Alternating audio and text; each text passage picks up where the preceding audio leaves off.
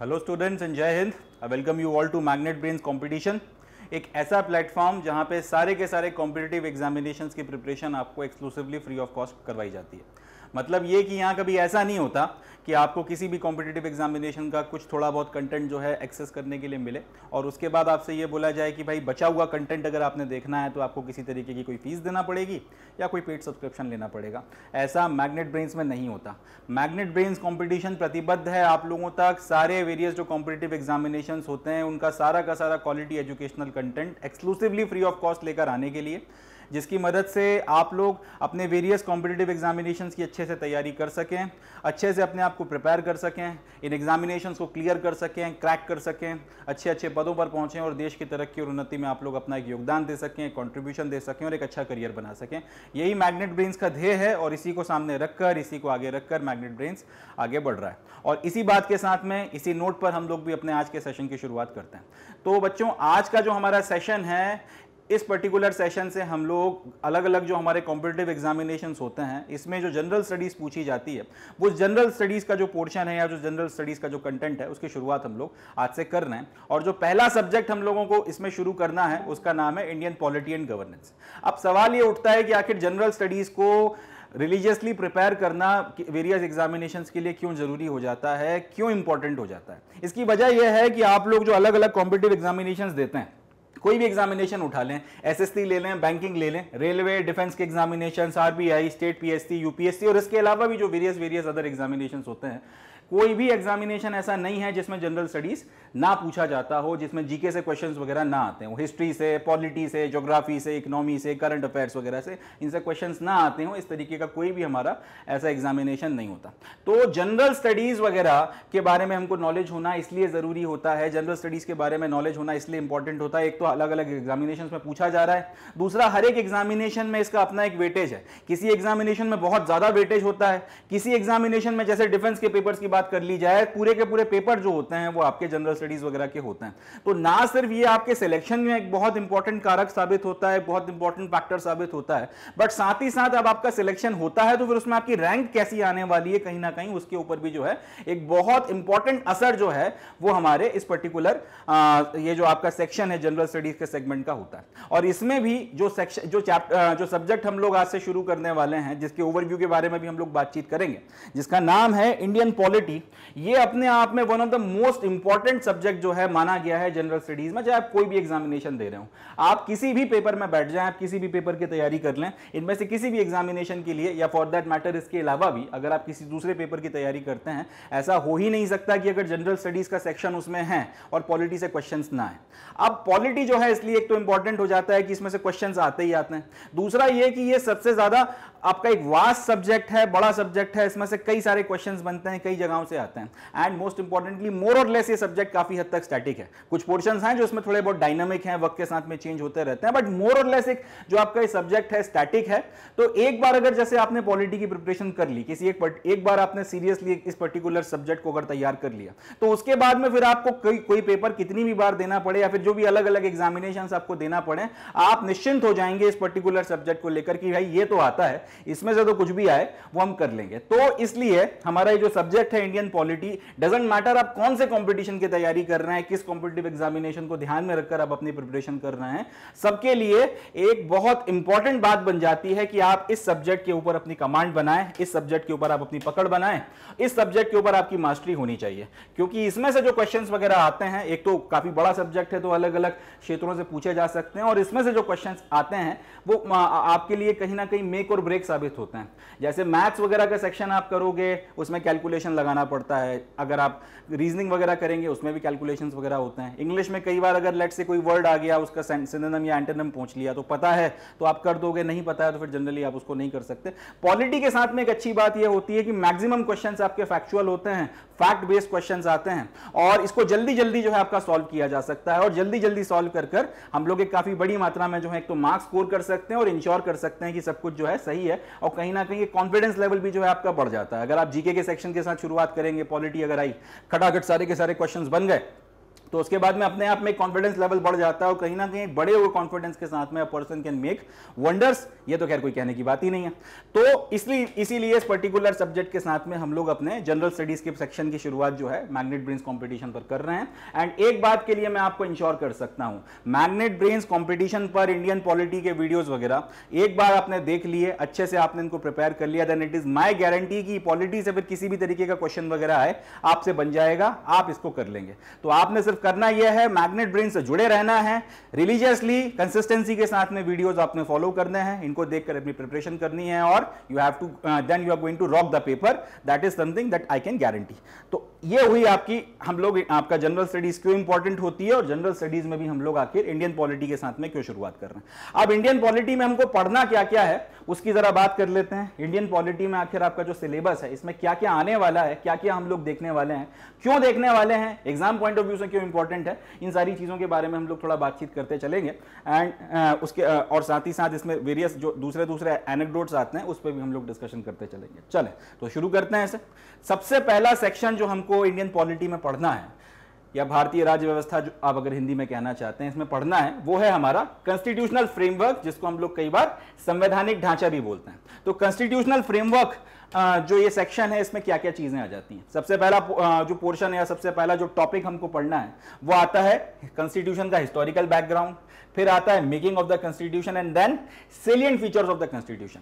इस सेक्शन को पढ़कर सबसे पहले हमको यह समझ में आता है कि अगर हमारा संविधान जैसा आज की तारीख में बना है वैसा ही क्यों बना है, किसी और तरीके का क्यों नहीं बना। हमारे जो संविधान बनाने वाले थे उन्होंने इसमें यही प्रावधान क्यों डाले हैं, इसको इसी तरीके से क्यों प्रिपेयर किया गया है। ये सारे जो वेरियस क्वेश्चंस वगैरह हैं इसका जवाब आपको कॉन्स्टिट्यूशन के हिस्टोरिकल बैकग्राउंड में देखने के लिए मिलता है। एक तो ये इंटरेस्टिंग है, दूसरी चीज ये है कि यहाँ से क्वेश्चंस खूब पूछे जाते हैं क्योंकि पूरा यहाँ पर आपको कई सारे एक्ट्स पढ़ना पड़ते हैं। आजादी के पहले किस तरीके की ऐसी चीजें हुई थी जिसका संविधान बनाने की पूरी प्रक्रिया पर असर पड़ा था, वो सब कुछ हम लोग यहाँ पर देखेंगे। तो यहाँ पर काफी सारे एक्ट्स और कई सारे आपके फैक्ट्स वगैरह आपको देखने के लिए मिलते हैं। तो एक तो एग्जाम पॉइंट ऑफ व्यू से इंपॉर्टेंट है, काफी सारे सवाल पूछे जाते हैं, प्लस एक इंटरेस्टिंग चैप्टर है। Then making of the constitution में हम लोग ये देखेंगे कि हमारा संविधान आखिर बनाया कैसे गया था, किन लोगों ने बनाया था, कहां बनाया था, क्या प्रोविजंस डाले थे, कितना वक्त लगा था, वगैरह वगैरह अलग अलग जो चीजें हैं वो सारी हम लोग यहां पर देखकर खत्म करेंगे। And then salient features of the constitution, वो क्या बातें हैं जो हमारे संविधान को अलग बनाती हैं, वो क्या बातें हैं जो हमारे संविधान को खास बनाती हैं, वो क्या बातें हैं जो हिंदुस्तान के संविधान को अपने आप में दुनिया भर में अपने आप में अनोखा बनाती हैं, वो सारी की सारी बातें हमको यहां पे करनी है। तो ना सिर्फ ये पूरा का पूरा सेक्शन इंटरेस्टिंग रहने वाला है, बट साथ ही साथ ये पूरा का पूरा सेक्शन इंफॉर्मेटिव है and exam point of view से बहुत ज्यादा रेलेवेंट है। यहां से कई सारे सवाल वगैरह बनते हैं, एक एक करके हम लोग पढ़ते भी जाएंगे और देखते भी जाएंगे कि किस तरीके के क्वेश्चंस वगैरह यहां से प्रिपेयर होते हैं। चले इसके बाद में फिर हम लोग आएंगे हमारे संविधान की प्रियम्बल के ऊपर, जिसको हम लोग कई बार हिंदी में प्रस्तावना भी बोलते हैं। प्रस्तावना क्या है, कैसे बनी, कब जोड़ी गई और क्या इसकी खासियत है, अलग अलग इसके एनेक्डोट्स हैं, अलग अलग इसके एस्पेक्ट्स हैं, सबको हम लोगों ने यहां पर डिस्कस करना है। एंड देन कहीं ना कहीं फिर हमारे संविधान के जो वेरियस प्रोविजंस हैं उनकी शुरुआत हो जाती है। हमारे जो संविधान में अलग अलग प्रावधान डाले गए हैं उनके बारे में फिर यहां से शुरू हो जाता है इस पर्टिकुलर टॉपिक से, जिसका नाम है union and it's territory. Union and it's territory में हम लोग ये देखेंगे कि भारत का जो हमारा देश है इसका एरिया कितना है, सेंट्रल गवर्नमेंट जो है उसके क्या पावर्स होते हैं इंडिया की टेरिटरी के ऊपर, स्टेट गवर्नमेंट्स के क्या पावर्स हैं। इसके अलावा अगर हम लोग हिंदुस्तान का में अगर और किसी देश को मिलाना चाहते हैं, किसी और देश की टेरिटरी को मिलाना चाहते हैं, उसके क्या प्रोसीजर्स होते हैं, क्या प्रावधान होते हैं। कोई एक देश की अपने में अगर किसी दूसरे देश को मिलाना चाहता है या किसी दूसरे देश की टेरिटरी को मिलाना चाहता है तो इंटरनेशनली उसके क्या लॉज हैं, क्या रूल्स एंड रेगुलेशंस हैं, काफी सारी चीजें हैं। इंटरेस्टिंग है, नए नए राज्य कैसे बनाए जाते हैं, ये सारी चीजें भी हमको यहाँ पे देखने को मिलेंगी। तो यूनियन एंड इट्स टेरिटरी एक इंटरेस्टिंग एस्पेक्ट है और हमारे संविधान के जो प्रोविजंस हैं इस पर्टिकुलर चैप्टर के साथ में या इस पर्टिकुलर टॉपिक के साथ में शुरू हो जाते हैं। फिर आती है आपकी सिटीजनशिप जिसको हम लोग नागरिकता बोलते हैं। तो भारत में नागरिक कौन है, भारत में नागरिक कैसे बना जा सकता है, भारत में नागरिकता कैसे जा सकती है, भारत में नागरिकता लेने के लिए आपको क्या क्या करना पड़ता है, अलग अलग चीजें, अलग अलग प्रावधान, अलग अलग एस्पेक्ट्स वगैरह हम लोगों ने यहां पर डिस्कस करना है। बहुत मजा आने वाला है। सिटीजनशिप एक क्योंकि बर्निंग टॉपिक है, बीच बीच में न्यूज में रहता है, कई सारे इसको लेके कंट्रोवर्सीज भी होती रहती हैं, वेरियस इससे रिलेटेड जो आपके नए नए कानून पास होते रहते हैं, कई सारे आपके सवाल भी आपके मन में आते रहते होंगे न्यूज में कई सारी बातें देखकर। तो सबका जवाब जो है हमको इस पर्टिकुलर चैप्टर में जो है देखने को मिलेगा, जिसका नाम है सिटीजनशिप। तो यहां से भारत की नागरिकता और भारत की नागरिकता से जुड़ी हुई सारी चीजें जो है हम लोग समझेंगे। देन एक ऐसा चैप्टर जिसमें से मैं आपको आज लिख कर दे रहा हूं कि आप कोई भी पेपर दे लो, आपको सवाल देखने के लिए मिलेगा। अगर उस पर्टिकुलर पेपर में पॉलिटी पूछी जाती है तो इस पर्टिकुलर सब्जेक्ट से इसमें क्वेश्चन आना, इस पर्टिकुलर आपका चैप्टर से उस एग्जामिनेशन में क्वेश्चन आना ही आना है। इस पर्टिकुलर चैप्टर का नाम क्या है? फंडामेंटल राइट्स, हमारे मौलिक अधिकार। भारत का संविधान हमको क्या फंडामेंटल राइट्स या क्या मौलिक अधिकार देता है, कितनी हमारे पास आजादियां हैं, कितनी हमारे पास जो है राइट्स हैं, कितने, और अगर उन राइट्स का कोई हनन करने की, कोई इनको छीनने की कोशिश करता है, कोई वायलेट करने की कोशिश करता है, तो फिर हम लोग क्या कर सकते हैं, क्या हमारे पास सेफ्टीज एंड सिक्योरिटीज हैं, सारी की सारी चीजें जो हम लोगों ने यहां पर देखनी है। मैं आज आपको बता रहा हूं कि आप कोई भी पेपर दो, you can take it as a guarantee from me, fundamental right से क्वेश्चंस आने ही आने हैं। ऐसा हो ही नहीं सकता कि किसी पेपर में अगर पॉलिटी से सवाल पूछे जा रहे हो तो फंडामेंटल राइट से क्वेश्चंस ना पूछे जाएं।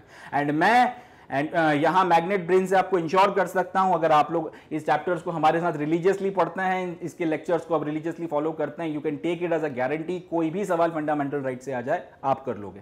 That is something that I am sure about my self and I am confident about you कि आप कर लोगे, इसमें कोई डाउट की बात नहीं है। फंडामेंटल राइट्स के बाद में फिर अगला जो आपका चैप्टर आता है या फिर अगला जो आपका टॉपिक आता है, इसका नाम है directive principles of state policy. ये भी एक इंटरेस्टिंग चैप्टर है और एक इंपॉर्टेंट चैप्टर है, यहां से भी काफी सारे क्वेश्चंस वगैरह बनते हैं। डायरेक्टिव प्रिंसिपल्स में हमको यह पता चलता है कि संविधान ने हमारी सरकारों को क्या निर्देश दिए हैं, किन बातों का जो है किसी भी कानून को बनाते वक्त ध्यान रखना होता है और किन एस्पेक्ट्स वगैरह को जो है ध्यान में रखकर सरकारें काम करती हैं। तो इसको पढ़ने के बाद आपको कई सारी चीजें समझ में आएंगी कि सरकारें अगर ऐसे चलती हैं तो ऐसे ही क्यों चलती हैं। कई बार हमारे दिमाग में क्वेश्चंस आते होंगे कि यार ये गवर्नमेंट ऐसा क्यों कर रही है, ये ऐसा करने की जरूरत क्या है, कई सारी बातों के ऊपर। तो हमें यहां पर इस तरीके के सवालों के जवाब मिलेंगे कि आखिर सरकारें जो नीतियां बनाती हैं वो कई सारे फैक्टर्स होते हैं, उनको ध्यान में रखकर क्यों बनाती हैं, एक सर्टेन तरीके का उनका कंडक्ट होता है, उसी तरीके का कंडक्ट क्यों होता है। इन सारे सवालों का जवाब जो है कहीं ना कहीं हमको एक इंटरेस्टिंग और एक important chapter directive principles of state policy में देखने को मिलेगा।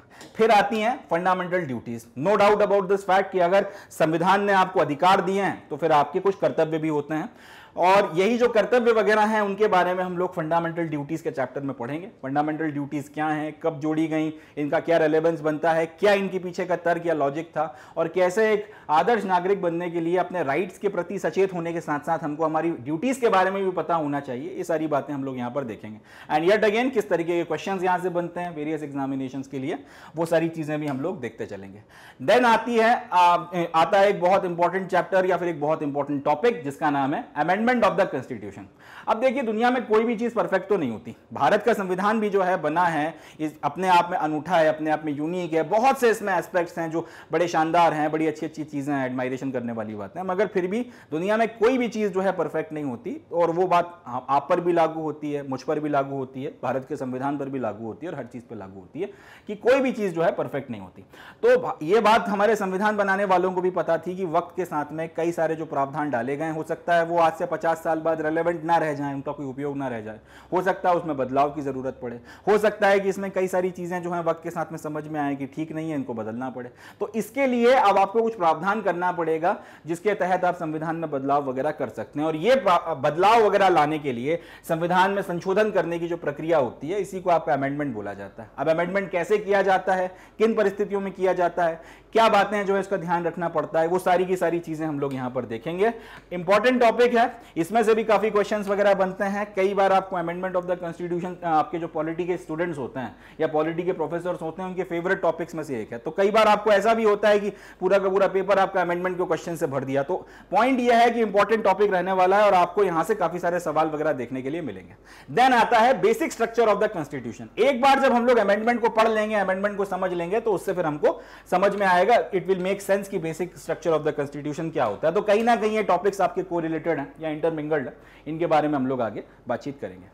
अब एक बार आपने ये सारी चीजें पढ़कर खत्म करी, उसके बाद में सरकार का जो सिस्टम है, हमारे यहां सरकार की जो राज्य व्यवस्था अपनाई गई है, उसके हमको अब बारीकियां जो है सीखनी है, उसके जो है वेरियस एस्पेक्ट्स वगैरह पे हम लोग बातचीत करेंगे। पार्लियामेंट्री सिस्टम क्या होता है, अब आपने कई बार सुना होगा संसदीय प्रणाली, संसद काम कर रही है, संसद ने ये कर दिया, संसद ने वो कर दिया, पार्लियामेंट ने ऐसा कर दिया, पार्लियामेंट ने वैसा कर दिया, फलाना फलाना वगैरह वगैरह।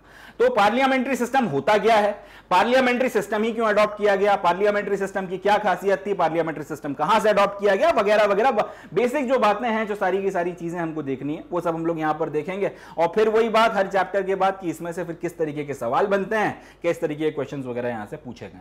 पार्लियामेंट्री सिस्टम से ही फिर आपके दो टॉपिक्स और निकलते हैं। एक होता है आपका फेडरल सिस्टम, जिसको हम लोग कई बार संघीय ढांचा भी बोलते हैं हिंदी में। तो ये फेडरल सिस्टम या फिर ये जो संघीय ढांचा है, जिसमें आपके राज्य और आपकी जो केंद्र सरकार के बीच में एक आपका बैलेंस बनाया गया है, इक्विलिब्रियम बनाया गया है, वो कैसे बनाया गया है, क्या उसमें किया गया है, वो सारी बातें हमको देखनी है। और उसी से निकलता है एक और टॉपिक सेंटर स्टेट के रिलेशनशिप्स की, केंद्र और राज्य के रिलेशन, यानी कि आपकी केंद्र सरकार और अलग अलग राज्यों की राज्य सरकारों के बीच में रिश्ते नाते कैसे रहने वाले हैं, इनके बीच का रिश्ता क्या कहलाता है, क्यों कहलाता है, कैसे कहलाता है, किन चीजों में वो रिश्ता अच्छा कहलाता है, किन चीजों में हम लोग कह सकते हैं कि वो रिश्ते में खटास पड़ रही है, संबंध अच्छे नहीं है, टेंशन आ रही, सारी की सारी बातें ये हम लोग यहाँ पर इस चैप्टर में देखने वाले हैं, इस टॉपिक में देखने वाले हैं। और इसको हम लोग डिटेल में जो है देखेंगे, अच्छे से इसको पढ़ेंगे, ताकि जो भी एग्जामिनेशन के पॉइंट ऑफ व्यू से क्वेश्चंस वगैरह बने, सब आपके तैयार हों और आपके ज्ञान में अच्छी वृद्धि हो।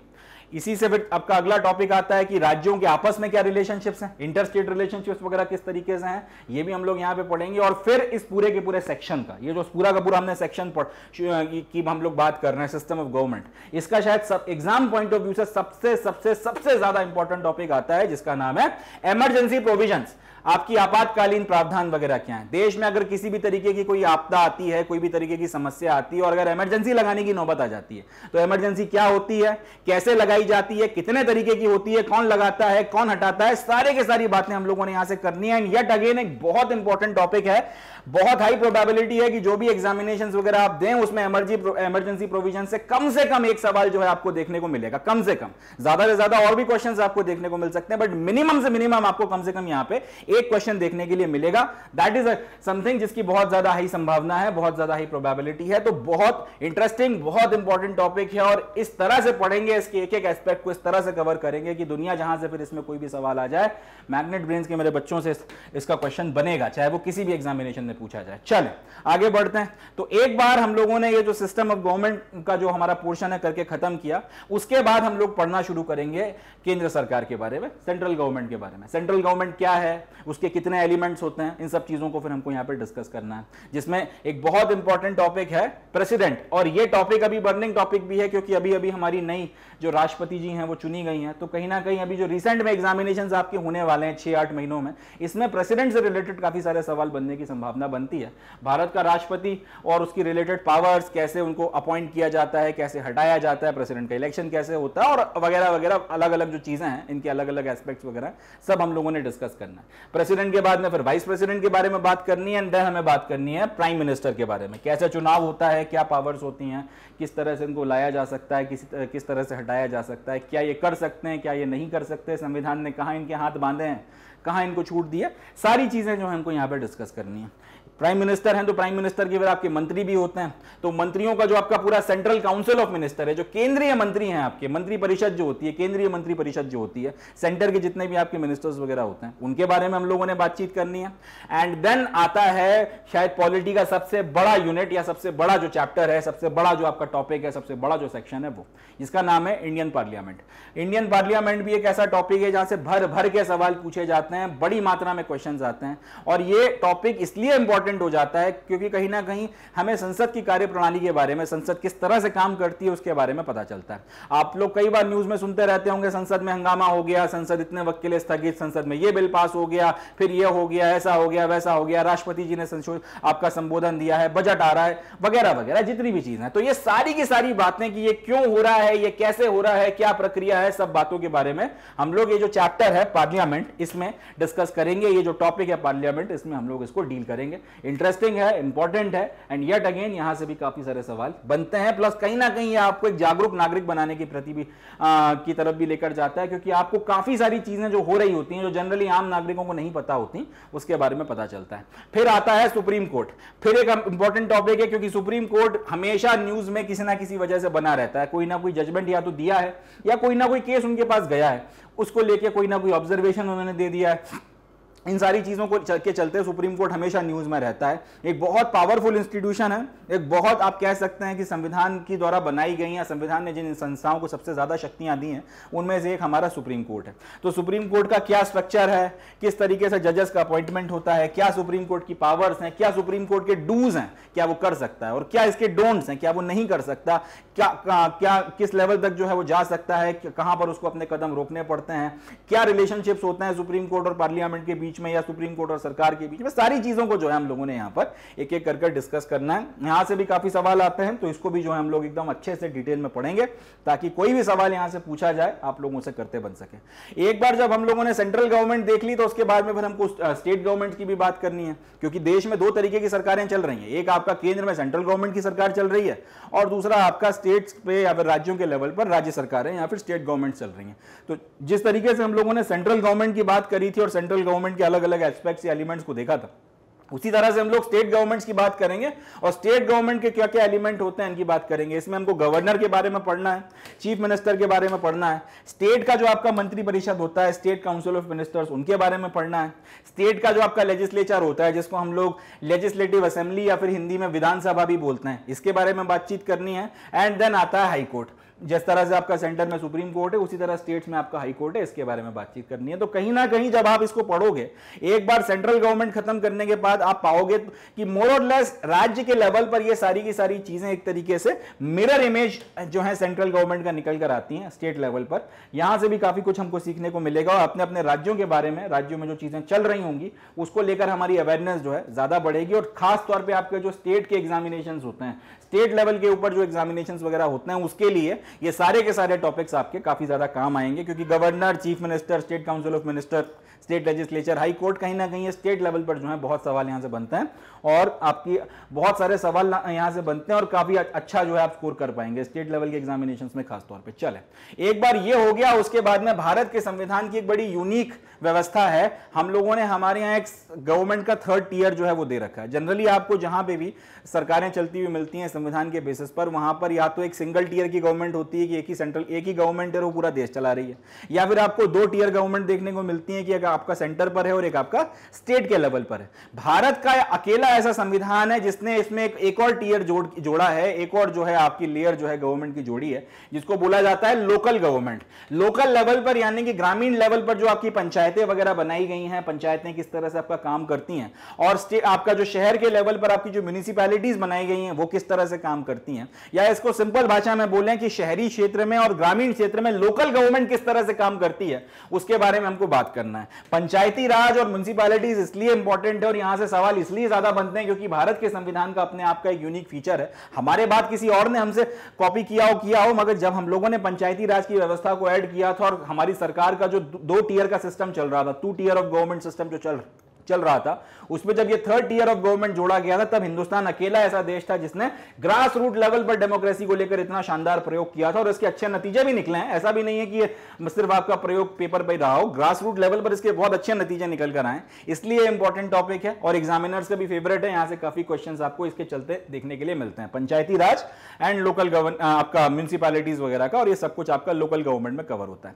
इसके बाद जो फिर आपका अगला टॉपिक आता है वो है union territories and special areas. Union territories क्या होती हैं, क्यों आपका जो है यूनियन टेरिटरीज बनाई जाती हैं, किस तरीके से कोई जो एरिया है उसे यूनियन टेरिटरी डिक्लेयर किया जाता है, यूनियन टेरिटरी को स्टेट कैसे बनाया जाता है, स्टेट्स को यूनियन टेरिटरी कैसे बनाया जाता है, सारी बातें देखनी है। यूनियन टेरिटरीज को गवर्न कौन करता है, गवर्न करने वालों को क्या पावर्स हैं, वो सारी चीजें जो है अलग अलग हम लोग इसके बारे में बातचीत यूनियन टेरिटरीज के बारे में करेंगे। ये भी एक इंटरेस्टिंग टॉपिक है और यहां से भी काफी सारे क्वेश्चन वगैरह बनता है। इसके बाद में आपके शेड्यूल्ड और ट्राइबल एरियाज वगैरह जो हैं उससे रिलेटेड संविधान में क्या प्रावधान वगैरह है वो हमको डिस्कस करना है, वो भी मजेदार टॉपिक रहेगा। इसके बारे में जनरली लोगों को बिल्कुल ही अंदाजा नहीं होता, शेड्यूल्ड एरियाज हो गए, ट्राइबल एरियाज हो गए, तो ये टॉपिक पढ़ने के बाद में शेड्यूल्ड एरियाज के बारे में, ट्राइबल एरियाज के बारे में, यूनियन टेरिटरीज के बारे में आप लोगों की नॉलेज में अच्छी खासी वृद्धि होगी। आप अपने आप में महसूस करेंगे कि अब जो है आप ज्यादा जो है चीजों को बेटर तरीके से समझ पा रहे हैं। न्यूज़पेपर में जो सामान आता है पढ़ने के लिए, जो अलग अलग चीजें आती हैं, अगर शेड्यूल्ड एरिया से रिलेटेड या ट्राइबल एरिया से रिलेटेड कुछ आ गया, यूनियन टेरिटरी से रिलेटेड कुछ आ गया, तो ज्यादा बेहतर तरीके से आप उसको समझ पाएंगे। एंड येट अगेन एग्जामिनेशन में क्वेश्चंस आए तो आप ज्यादा अच्छे से उसका आंसर दे पाएंगे। फिर आती हैं संवैधानिक बॉडीज, कॉन्स्टिट्यूशनल बॉडीज वगैरह। अब कॉन्स्टिट्यूशनल बॉडीज वो बॉडीज होती हैं जो संविधान ने खुद बनाई है, जिसका जिक्र आपको संविधान में देखने के लिए मिलता है।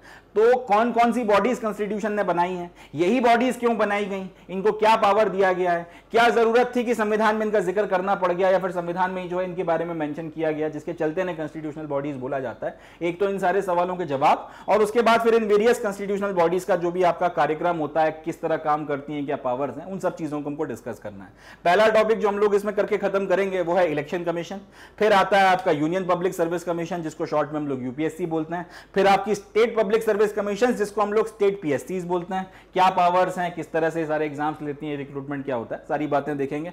फिर आता है आपका फाइनेंस कमीशन, हर 5 साल में बनाया जाता है। फाइनेंस कमीशन क्या होता है इसके बारे में बात करेंगे, कौन बनाता है, क्या पावर्स हैं, बनवाया क्यों जाता है, इस तरीके के वेरियस सवालों के जवाब हम यहां तलाशने की कोशिश करेंगे।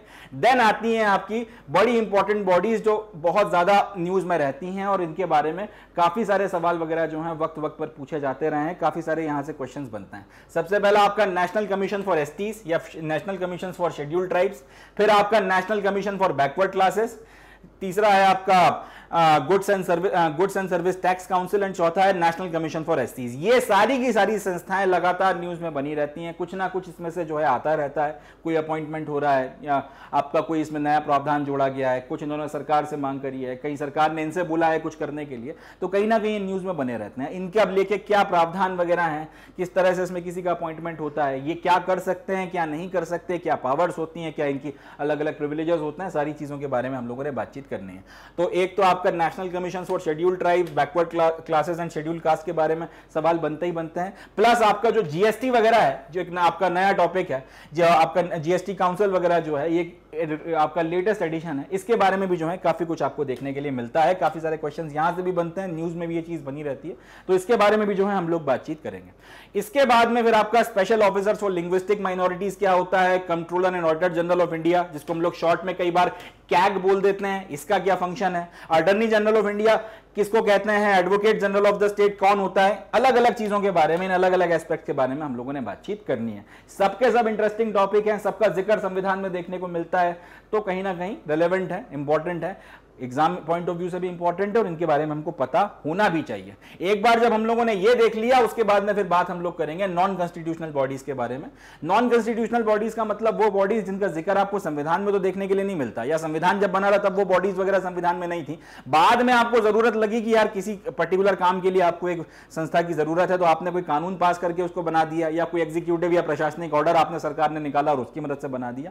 इस तरीके की बॉडीज जो संविधान में जिक्र नहीं, जिनका आपको देखने को मिलता, मगर इंपॉर्टेंट है, जरूरी है, और उनके बिना अपना काम नहीं चल सकता, व्यवस्था चल नहीं सकती, उसके बारे में हम लोगों ने बातचीत करनी है। तो नॉन कॉन्स्टिट्यूशनल बॉडीज वगैरह के बारे में हम लोग यहां पे बातचीत करेंगे। नॉन कॉन्स्टिट्यूशनल बॉडीज में अब जो सबसे पहली बॉडी हमको पढ़नी है उसका नाम है नीति आयोग। नीति आयोग अभी रिसेंट में बनी हुई बॉडी है, ज्यादा इसको वक्त नहीं हुआ, कुछ साल पहले इसको बनाया गया था। तो नीति आयोग के पहले आपका एक प्लानिंग कमीशन काम किया करता था, थोड़ा सा उसके बारे में इसमें बातचीत है। नीति आयोग क्यों बनाया गया, क्या इसकी पावर्स हैं, क्या ये काम करता है, इन सारी चीजों को हम लोगों को इसमें देखना है। इसी तरह से आपका ह्यूमन राइट्स कमीशन जो है नेशनल लेवल पर और स्टेट लेवल पर, इनको क्यों बनाया गया, कब बनाया गया, इनमें कौन कौन लोग बैठते हैं, क्या इनका ऑब्जेक्टिव है, क्या इनकी पावर्स हैं, ये सारी चीजें हमको देखनी है। फिर आता है आपका सेंट्रल इंफॉर्मेशन कमीशन। आप लोगों को पता होगा कि एक कानून पास हुआ था कुछ वक्त पहले संसद से, कुछ साल हो गए, जिसको हम लोगों ने बोला था सूचना का अधिकार, जानने का हक। उसके तहत जो है आपको राइट टू इंफॉर्मेशन, इसको हम लोग कई बार राइट टू इंफॉर्मेशन भी बोलते हैं, और इसके तहत जो कानून पास हुआ था इसको आरटीआई एक्ट बोला जाता है। तो आरटीआई एक्ट वगैरह में आप सरकार से कोई भी आपकी इंफॉर्मेशन वगैरह जो है ले सकते हैं, कोई भी इंफॉर्मेशन वगैरह आप मांग सकते हैं, उससे रिलेटेड ये कानून है, उससे रिलेटेड इसके अलग अलग प्रावधान है। इन्हीं प्रावधानों के चलते फिर एक संस्था का निर्माण किया गया था जिसका नाम है सेंट्रल इंफॉर्मेशन कमीशन।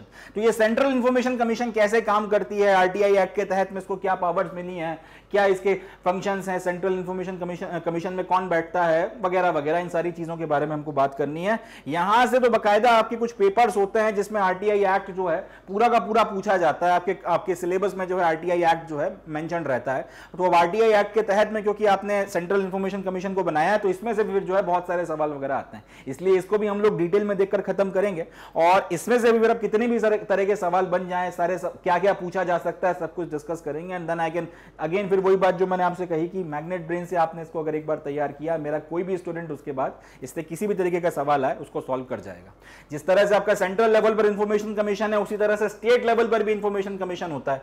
उसका क्या फंक्शन वगैरह है, किस तरह से काम करता है, क्या उसकी ड्यूटीज हैं, क्या उसके पावर्स हैं, वो सब हम लोग देखेंगे।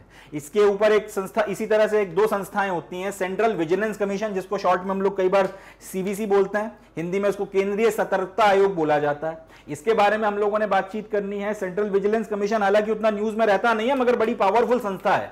सीबीसी वगैरह से काफी सवाल बनते हैं, बहुत पावरफुल संस्था है और इसके बारे में काफी कुछ जो है पूछा जाता है। प्लस एक अवेयरनेस पॉइंट ऑफ व्यू से भी आपको पता होना चाहिए, इतनी पावरफुल संस्था जो बाकी सारी संस्थाओं पर नजर रख रही है, केंद्रीय सतर्कता आयोग, बाकायदा उसका नाम ही जो है सतर्कता आयोग दिया हुआ है कि आप कॉन्शियस हो, देख रहे हो कि सब ठीक तरह से काम कर रहे हैं नहीं कर रहे हैं, इस तरह से। तो कहीं ना कहीं इंटरेस्टिंग टॉपिक ये भी निकल कर आता है, इसके बारे में हम लोग डिटेल में बातचीत करेंगे। एंड लास्टली वो संस्था जो यदा कदा न्यूज में बनी रहती है, सीबीआई।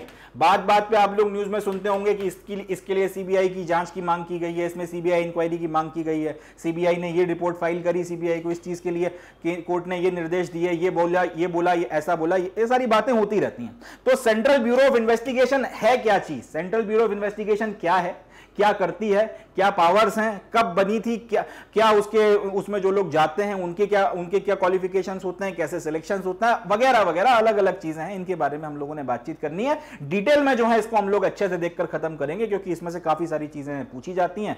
प्लस इसके बारे में पता होना भी जरूरी है, ताकि आगे से कभी न्यूज में कोई अगर खबर आती है कि सीबीआई ने ये किया, सीबीआई की मांग हुई, सीबीआई जांच में ये निकल कर आया, तो आपको पता चले कि अल्टीमेटली सीबीआई के फंक्शंस वगैरह होते क्या है। चले आगे बढ़ते हैं। इसके बाद में फिर आपके लोकपाल एंड लोकायुक्त के बारे में हमें बात करनी है।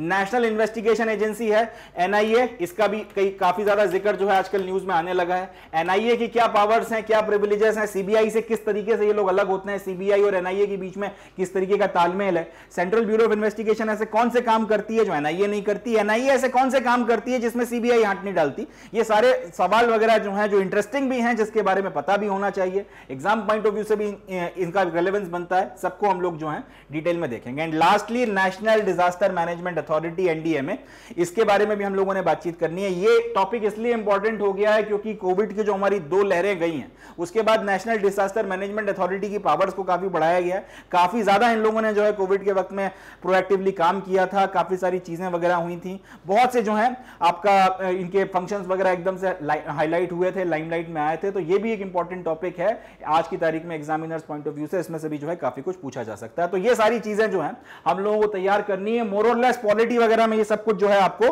पता होना चाहिए। पॉलिटी में जो है ये सारी चीजें आपकी आती हैं, ये सारी की सारी चीजें वगैरह जो हैं आपका एक इंपॉर्टेंस रखती हैं, रेलेवेंस रखती हैं। सब ये हम लोग तैयार करेंगे, डिटेल में एक एक चीज को हम लोग देखने वाले हैं। किसी भी तरीके की कोई कसर जो है नहीं रखी जाएगी। आपकी जिम्मेदारी बस इतनी बनती है, आपने इनको डिटेल में अच्छे से पढ़ना है, अच्छे से प्रिपेयर करना है। एंड उसके बाद में पॉलिटी से किसी भी एग्जामिनेशन में कोई भी सवाल पूछा जाए, मैग्नेट ब्रेन्स का बच्चा मेरा कर लेगा, इसमें मुझे कोई डाउट की बात नहीं है, इसमें मुझे किसी तरीके का कोई शक और संशय नहीं है। मुझे आप पर विश्वास है, बस आपको आपके ऊपर विश्वास करना है, मेहनत करनी है और मैग्नेट ब्रेन से जुड़े रहना है और इस नॉलेज को जितना हो सके उतना ज्यादा लेना है।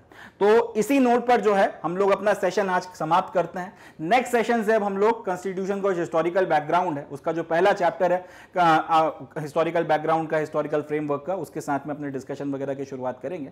मगर ये आपका जो ओवरव्यू आपको दिया गया है, इससे आपको समझ में आ गया होगा कि क्या कंटेंट हम लोग आगे कवर करने वाले हैं, किस तरह से कवर करने वाले हैं। लेक्चर्स इस तरह से डिजाइन किए गए हैं कि इन लेक्चर्स को देखने के बाद में इन टॉपिक्स वगैरह के लिए फिर आपको कुछ और पढ़ने की जरूरत नहीं पड़ेगी। ये एक आप इंश्योरिटी हमसे ले सकते हैं। बस इनको आपका काम इतना बनता है कि ईमानदारी के साथ में, कंसिस्टेंसी के साथ में, पूरी तन्मयता के साथ में, पूरे डेडिकेशन के साथ में आप इनको करें, इनको देखें, इससे मैक्सिमम बेनिफिट उठाएं। तो इसी नोट पे would be calling it the day and concluding the lecture. मिलते हैं नेक्स्ट सेशन में, तब तक अपना बहुत ध्यान रखें, बहुत पॉजिटिव रहें एंड मोस्ट इंपॉर्टेंटली मोटिवेटेड रहें। थैंक यू, जय हिंद।